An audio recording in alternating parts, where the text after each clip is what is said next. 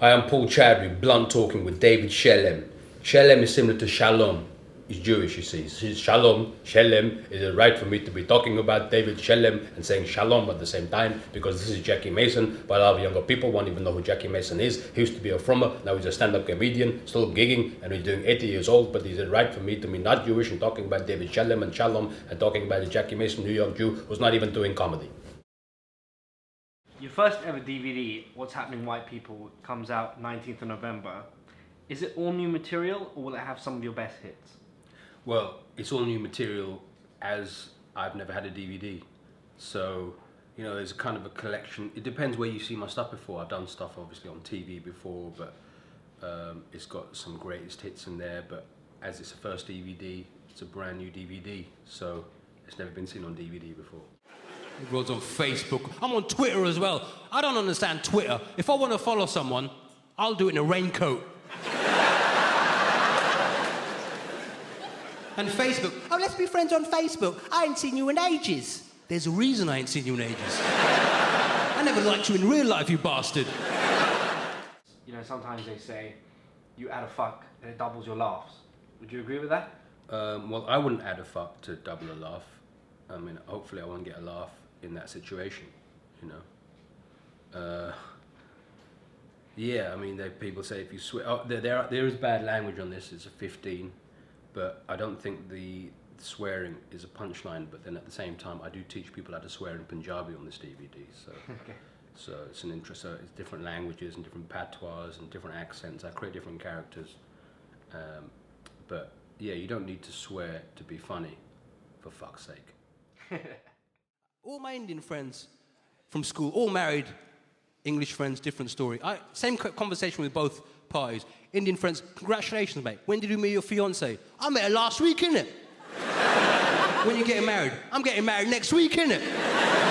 My English friends, how long have you been with your girlfriend, Dave? I've been with her about 15 years, mate. When you getting married? I got no plans.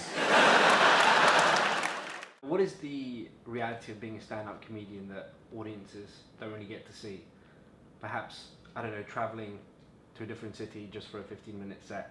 Yeah, I mean, when I was coming up, you travel hours, you know, 5, 6, 7 hours of driving to do 20-minute set, and then you travel back another 6, 7 hours, so you'd be in the car for 10 to 14 hours a day to do 20 minutes on stage.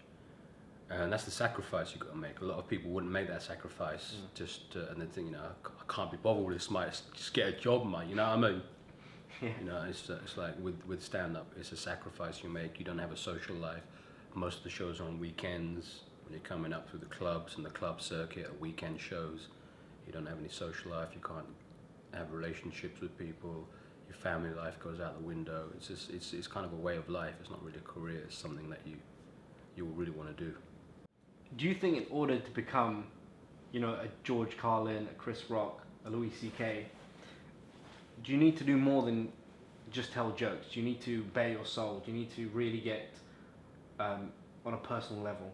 Yeah, I mean, if you want to go beyond just jokes, I mean, I started off doing kind of just observations, then I started doing impressions, but then which were great because you do well at the shows, the crowds would love it, but you're not going any further than that. And I think to take it further, to get to a level that you're going to sustain a 2-hour, 2.5-hour show, which I now do, is something where you have to be more personal and bring people in more.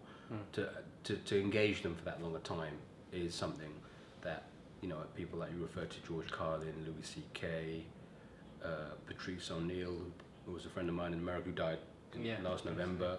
You know, people like that would really bare their souls in what they do, and I like to put a lot of personal stories in there.